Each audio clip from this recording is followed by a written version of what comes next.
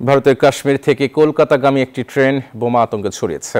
ট্রেনটিতে ভারতীয়দের পাশাপাশি বহু বাংলাদেশি ছিলেন বলে জানানো হয়েছে। ট্রেনের নির্দিষ্ট বগিতে তল্লাশি চালিয়েছে নিরাপত্তা বাহিনী। তবে অন্য বগিসহ যাত্রীরা নিরাপদে কলকাতার উদ্দেশ্যে রওনা দেন। এই স্টেশন থেকেই ভারত বাংলাদেশ মৈত্রী এক্সপ্রেস চলাচল করে থাকে। ট্রেনটি জম্মু তাওয়াই এক্সপ্রেস থামার থাকলেও দক্ষিণেশ্বর স্টেশনে আসার পরই থামিয়ে দিতে হয়।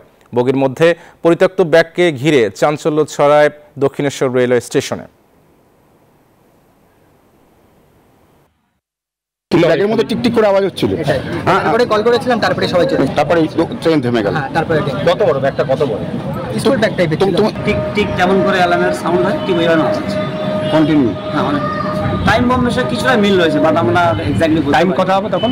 এরকম কিছু আমরা বগির ভিতরে শুনতে পাইনি, এখন বাইরে বেরোয় শুনলাম যে এরকম কিছু শোনা যাচ্ছে। পুলিশও আর কি সার্চ করছে।